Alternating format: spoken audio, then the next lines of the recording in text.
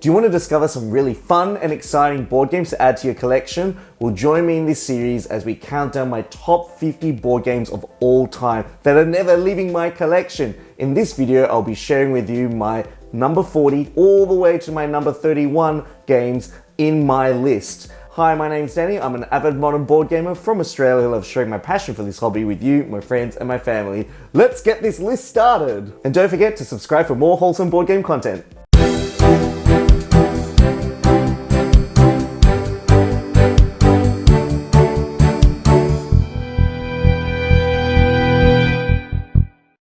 I love going to fairs. In particular, there's a fair that we have here every year called the Easter Show, where they literally bring the farm life to the city to showcase the best produce, the best cheese, the best agriculture, the largest pumpkins, and it's something that's kind of like an annual affair. There's also a pet show that happens here every year too, where they actually have like a discus competition. And not discus as in like a frisbee, but the species of fish discus to see which is the prettiest. And last year when I went to this pet fair, it actually had trophies for shrimp. And if you know anything about aquascaping, shrimp are really hard to keep. But anyway, number 40 on my list is a game called World's Fair 1893. It is basically an area control game which is centered around this fair theme set in Chicago.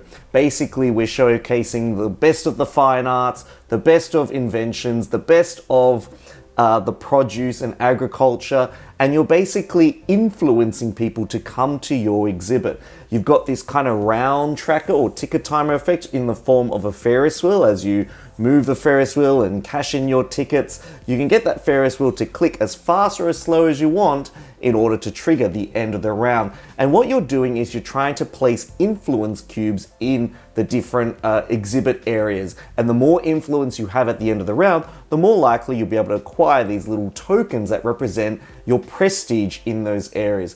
This is a simple game to learn, yet the card manipulation, the area control, and the influence mechanic in this game is absolutely brilliant.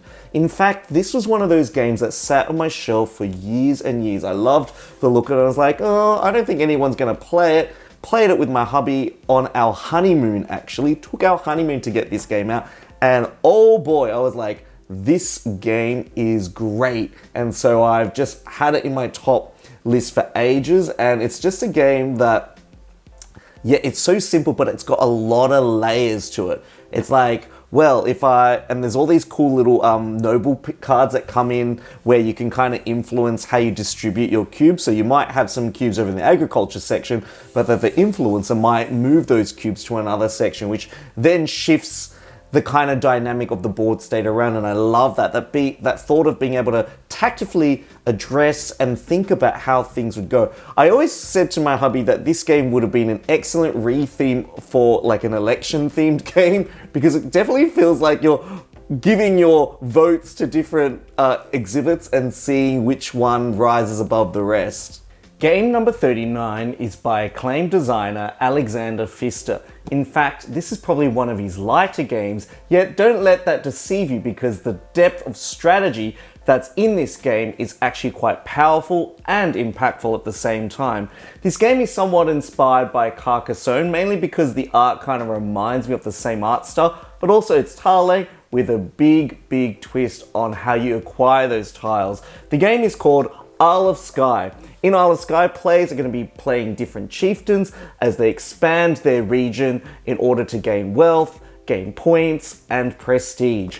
What I really love about Isle of Skye is the fact that the way you gain tiles kind of happens in this secret auctioning mechanism, where each round, each player is going to draw 3 tiles. They're going to place them in front of their screen. One tile, they're going to secretly place a little like hammer symbol, which means they're going to get rid of that tile. And the other 2 tiles, they're going to set prices based on the amount of coins they have in their possession. Then once everything is revealed, players will go around trying to buy other players' tiles from them, and then adding those tiles to their ever expanding map, matching the terrain, building roads so that players can earn income, and then also satisfying some alternating objectives that changes every single round. What is really cool is that if you know a player at your table needs a particular tile to score in a particular way, you can really set the price of that tile really high. But if you set it too high and no one buys it, you're forced to pay out of your own pocket to take that tile into your own little kingdom. And I think that's kind of like a cool, weird balancing mechanism of trying to set the right price so that it's enticing enough that other players might want it. But if you really want that tile, you can kind of raise the price really high. But if you raise it too high, you're going to be finding yourself short of funds. And money is the currency in this game, where if you don't have money, you're not going to be able to get the things that you want. And you're not going to have enough bargaining room to get the tiles that you want to complete your landscape. And so this kind of secret auctioning and price setting mechanism is what really hinges on all of the different interesting elements of the game in this one place. I love how the scoring mechanisms each get scored twice, or scoring objectives get scored twice throughout a whole game. So, you know, you might score this objective this round, but then in 2 rounds time, you're going to be scoring these objectives. And so you have this opportunity to kind of see which kind of avenue you want to explore in terms of how you're going to score throughout the game, but also lean into particular tiles and terrain types and features that you might want to use to help strengthen your income and the way that you gain points. Number 38 on my list is a game that has got a theme that's centered around literally plants, growth, and being able to nurture our beautiful planet. And it's all encased in this beautiful card tableau engine building game where you're creating your own little ecosystems, your little food chains, and you're growing different sorts of plants and synergizing with the environment and the climate in order to, I guess, contribute to the Earth. And so Earth is a beautiful game because it is full of positive interactions. It's one of those games where everyone is always doing something on their turn. The person whose turn it is will take an action and everyone will get a lesser form of that action. And the person who took that action will get a greater form of that action. And so when players take turns, players are constantly triggering their tableau from left to right in 4 rows, and you're trying to line up cards so that they synergize with particular icons. You're growing these plants, you're gaining these green cubes and then cashing those green cubes in for different resources. I actually really love the photography in this game because it really makes you feel like you're in that environment and you are becoming and watching these plants really thrive and grow. You might go for a mushroom strategy, or one that really can play instant cards that affect your gameplay. You can also, I guess, decompose your cards and use your card deck as a way of powering other things. You can even get soil tokens, which is the major form of currency. And you've even got these animal endgame goals, which everyone is kind of racing for, which creates a really great tension point that brings you away from your tableau into the central area. Game number 37 is one that's close to my heart because it's a game that uses worker placement with tile laying and dice manipulation all integrated into such a fascinating cultural theme. The game I'm talking about is called Rajas of the Ganges. It's by 2 of my favorite designers. If you've played any of the Exit game series, they've designed that, plus also Village as well. Rajas of the Ganges basically is a worker placement game where you're going to be going to different regions to acquire tiles that you're going to be placing on your province board. As you place these tiles out, you're going to be building pathways that lead all the way to the palace to try and score income, sell goods at the market, and also use your dice as a currency to power the actions that you want to power. I really liked the idea that there are 2 tracks in this game, one that's related to fame and one that's related to how much money that you earn. And when those 2 markers cross over, because they're kind of heading in opposite directions, that triggers the end of the game. If you go to the palace, you can basically trade 1 color die for another dice, or 2 other colored dice. You can even use the different pip values to power up your actions or upgrade your buildings. There's so much dice manipulation that can happen in this game that gives you a lot of flexibility to try and use the dice as a resource to kind of power your progress throughout the game. I also like how it's encompassed in the idea that this game is set along the river Ganges. There's this beautiful river section in the game where you can kind of propel your boats up this river to gain a plethora of different bonuses, including unlocking more workers. This game has a true sense of molding and shaping your strategy as you get the dice that you need, the colored dice that you want, and also building out a maze of different pathways on your board. The synergy between all these three elements really makes for a truly satisfying and very replayable game that I absolutely love.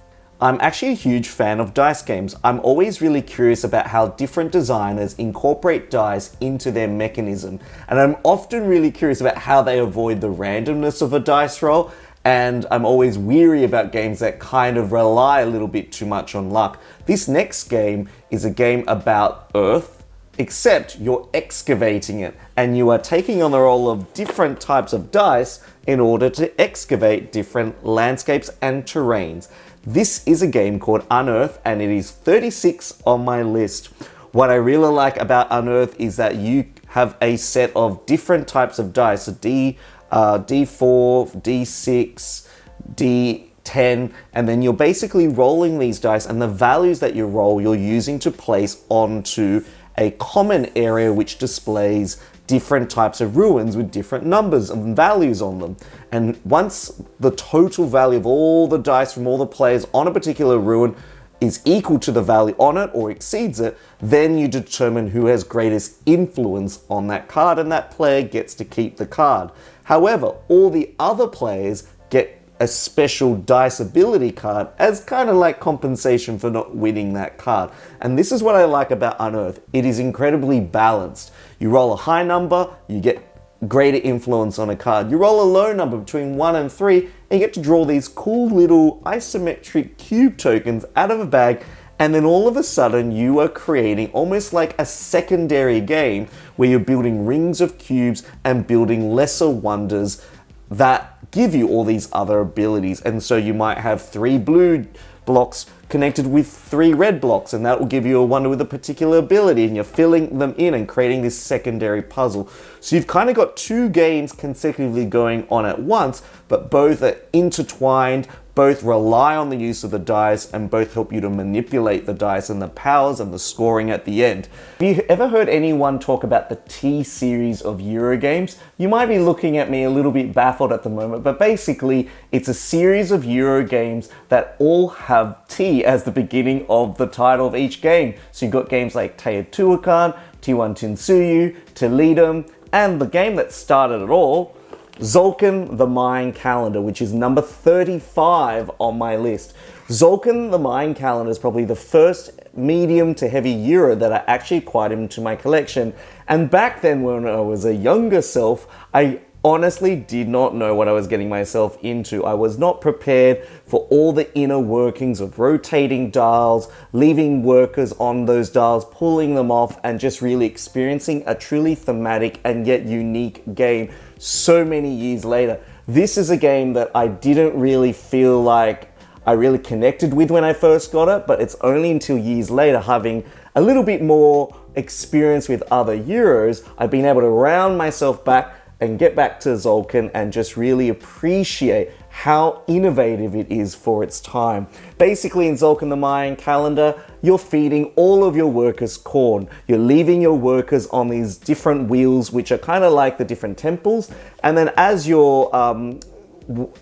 player takes their turn, the dial rotates, and each of those workers moves to a higher space. And it's only when you pull your worker off those dials that you get to activate the action that that worker was aligned with. And so the longer you wait, the more powerful and fruitful your actions are going to be. Or the shorter that you wait, you're going to get a smaller valued resource. You can even skip certain people who are already on the track by paying corn to, I guess, jump the queue. There's so many elements of like going up these 3 temple tracks, increasing your tech ability to kind of enhance the ease of your ability to do different actions. This game is super tight, super interconnected, yet it's one that I always have a fond place on my heart for. Now, if you've seen a lot of my collection videos or board games, you'll notice that a lot of my games don't really lean into many movie or book IPs at all. In fact, I tend to steer clear of games that are based on movies or based on films or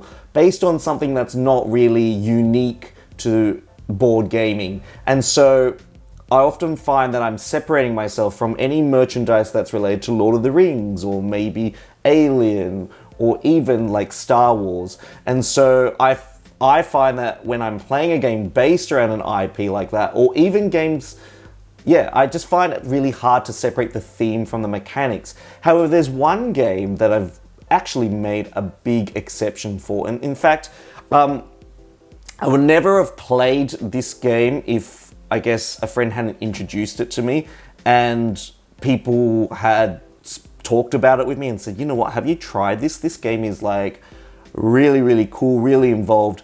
And in fact, once I played this game, I really, really enjoyed it. In fact, I really like it just simply as a two-player game.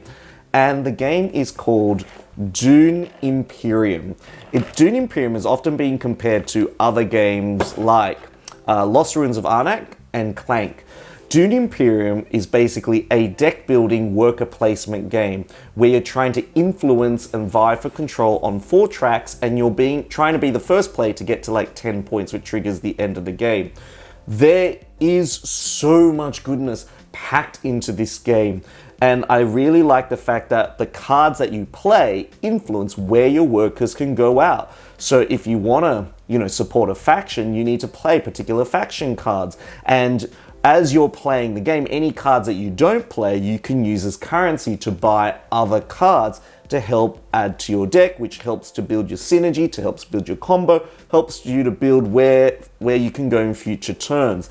And so there's a brilliant dual mechanism of influencing where you want to go, but also where you want to go. If someone's blocked that area, you're going to have to deviate and think about another way to use those cards.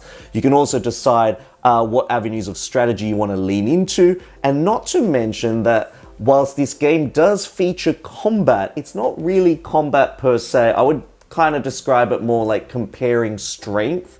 And so you can put little troops out from your garrison in the form of little cubes, and basically you can go, well, I've got total amount of strength greater than you, and then someone plays like a little intrigue card which boosts their attack, and it just really surprises you in multiple ways. The evolution of your deck, the way you can support different factions to increase your amount of points, but then those secret little cards each and every round, and the fact that each and every round has like a particular goal that everyone really wants to win. It is such a focused game that when you distill it down, it's such a fantastic strategy game of connecting things together in a way that helps you outmaneuver the other players. Number 33 is a game that I actually acquired quite a while ago, yet it still is just only been released. It's a game that actually was first published in Mandarin, and actually the designer of the game actually reached out to me and said, you know what, I've got this game, would you be able to translate the game into English and kind of explain it through your Board Game Sanctuary way, how to play the game? And so back then it was called Townsfolk Wanted, and I was like, this is a cool looking game. It kind of gave me Root vibes when I was first looking at the art, but then when I played the game, it was not like Root at all. And in fact, it was a much lighter experience, one where card usage as well as the worker or agent placements really play deeply into the strategy of the game. And in fact, I like to describe this as more of a race game. And the game is called Explorers of Novoria. This is a really cool medium to lightweight family game. We're going to be drawing these agent discs out of a bag. There are 5 different types of agents, and you're going to be placing one on one of the 5 different decks, drawing a card from that row to add to your hand, and the other agent that you didn't pick is going to go into the main village area. And so what's going to happen is you're always presented with 2 choices. Do you give a red disc up into the main area, or take a blue card, or are you going to do vice versa? Because what then happens is once all the discs have come out and everyone's taken their cards, you then take it in turns to pull off the workers off different spaces in the main town center, activating the abilities there. And if you've got the first choice to be able to pull off a disc, you can gain the reward that you want. And then after you've done all of these different synergistic actions, you then start racing up 3 different terrain tracks. And each terrain track kind of focuses on a particular, I guess, bonus value. And if you can place little tents and then be first on those tracks by the end of the game, you're going to get a lot of points. Not only that, you're collecting different suits of cards. As you're drafting these cards, you're laying them out using their different triggering abilities, and you're also getting these different resources on your little resource map, deploying more things out, and you really get this sense of building momentum. I would describe this as engine building per such. Whilst there are engine building elements, it more feels like an efficiency race. In some ways, if you've played a lot of area control games where there's usually like a 2-dimensional map, the area control here feels more like, oh, you always want to go in first position. But because there are 3 different pathways, it's really hard to juggle how your position in each of the pathways all at the same time. And so you're kind of marrying this scoring mechanism with the card effects, with the different card types, with this whole worker placement element that just comes together so beautifully, elegantly, and is packaged into this thing where I will always get Townsfolk Wanted off the shelf and play it over route every single time. Now, something I really like to do is to open my notes app on my phone and compile a list of rare board games that are really hard to get. I don't know what it is, but the journey of searching for rare games that you can't get or out of print is almost like a game in itself. And so there was one game that was at the top of my list of games to get. Tobago was close, but this was a Steffenfeld game that I really, really wanted to play and wanted to own. And I know there's a re-implemented version of this game called Cuzco out there that has been published, but it doesn't really feel like it captured the game mechanics that I thought the original game did. And I'm an Aquarian. I love the beach. I love islands. I love green and nature and the blue turquoise water. If a game can kind of immerse me in that kind of like world, then you've literally got me halfway across the line. So the game I'm talking about is Bora Bora. I finally found a secondhand copy of this. Yes, the box is dented. Yes, the box is split, but the inside is absolutely in pristine condition. I just really love Bora Bora, and now that I've played it quite a few times, I've just enjoyed every minute of it. There's something so satisfying about pulling a hut off your board and placing it on an island and getting a resource, and then covering up that resource space on your player board. I know it sounds really basic and mundane, but immensely satisfying for me. I like the fact that this is a dice placement action selection mechanism where each action that you choose from the 3 dice that you roll per round, you can place it on an action tile, use that action, but you can only do it if it's lower in value than the previous dice that are placed there. And so you've got this weird tension between using a high value dice, which gives you a lot of options, and a low value dice which blocks out every other future play from using that action for the rest of the round.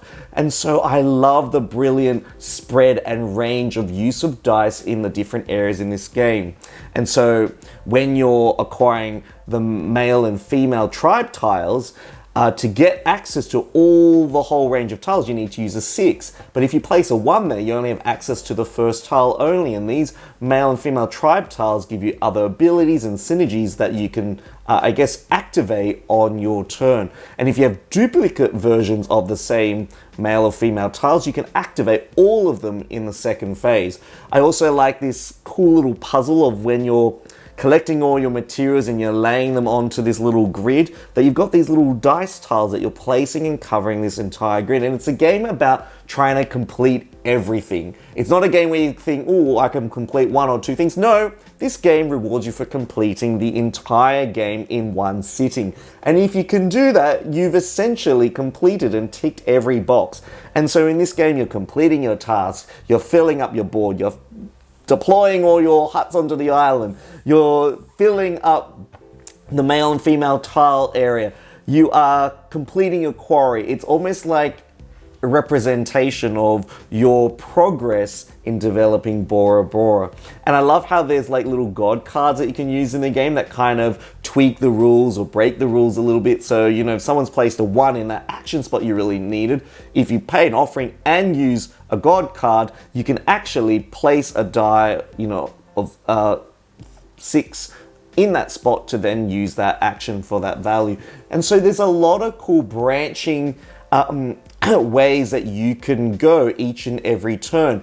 And as you play this game, all the other players are like literally interfering with what you want to do. It's like, darn it, why did you put that die there? Like, I needed to get that fire bonus. And then you've got this cool temple track, which has this area control bumping mechanism that whenever you put new priests on this temple track, they bump all the priests down, and then it's like, ah! And then you're drafting for jewelry and collecting jewelry and doing different sets.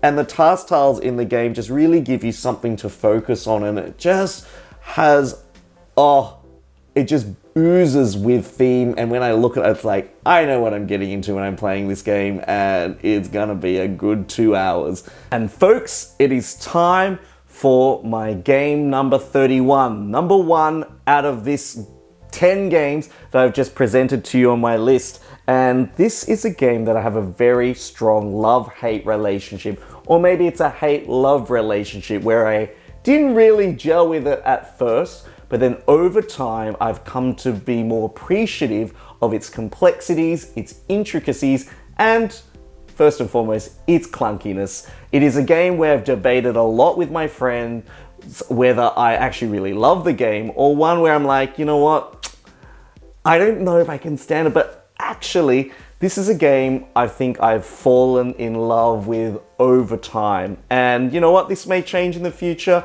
It may not, but I know it's never leaving my collection. And this is a game that will probably divide people who are watching this video right now. It is a very highly thematic Euro about a theme that I love dearly. It is called Zoo Tycoon, the board game. Yes, this game is a massive Euro. Now, I might start with what I didn't like about the game at first, and then kind of take you on a journey through to why it's now number 31 in this list. And first of all, I found the rules to be super heavy, super specific, super situational. It's almost like they translated everything from the computer game and tried to explain it in board game terminology, which some things don't always translate very well. And so everything felt niggly. Every little rule or mechanic had a little exception. You can do this, but only if these 3 things are checked off, and you can't do that because these 2 things are ticked off. It just was a mind overload. Not to mention that the playtime in this game was about 4 hours, and the first time I ever played this game, I wasn't able to get through to its completion.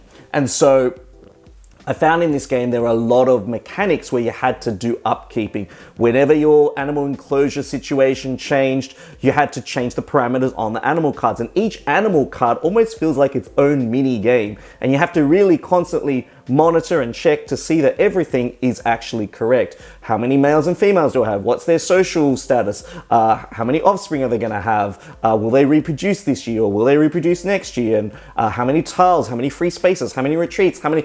Oh my goodness, I could go on forever about how tricky it was. And there was a lot of weird rules, and not to mention the animal board almost felt like its own separate game altogether. If you asked me couple of years ago, I don't know if I would have kept this game, but I've had this game for a long time now, played it quite a few more times, and I can say that as soon as I played it, I think probably my 3rd or 4th time, I was like, I'm starting to see what I enjoy. And you know what? Sometimes clunkiness is something that makes games charming for me, and I don't know if anyone else agrees, or maybe I'm actually the only one. But sometimes when the rule is all clunky and it's all overcomplicated, and if it's got the right theme in it, I can see the right intentions, I tend to love it a lot more over time. And this is a game that I really, really love now. In fact, I know all the mechanics so well that it literally is a breeze to set up, breeze to play, and one that I thoroughly enjoy. And the main reason I thoroughly enjoy it is because it is a sandbox game. The idea that you can build shops wherever you want, your enclosures, whatever shapes you want. and you can house animals, and the animals you can choose to place whatever you want. It does feel quite open in that sense that you aren't really guided in any direction. You kind of choose the direction, and that kind of encapsulates the feeling of the video game or the computer game. And so I really like that. And this is a Euro that is incredibly thematic, down to the social dynamics of the alpha males and the social groups of what animals can live with what other animals. You can have animals that live harmoniously with the non-carnivorous animals, and ones that absolutely will not live with other animals because they'll probably eat them. This is a brilliant game that's centered around conservation, supporting national parks, thinking about animal welfare at its forefront. And when you actually take a little bit of time to think about how the mechanics marries to those messages, it really just warms my heart in terms of how much I do enjoy this game. So what did you think of my top 10 list? Were some games in there that you didn't expect, or maybe you did expect because you've been following this channel for a long time? Now, these are all games that I really love and bring me a lot of joy, and I will never say no to a game of. So please feel free to take down notes and share with me some of your top 10 board games that are in your collection. If you really found this video super entertaining, helpful, and heartwarming, please consider liking this video and subscribing to my channel and checking out my other top 50 board game videos on my main page. This is Danny signing out. I can't wait to bring you the next top 10 videos soon. See you soon.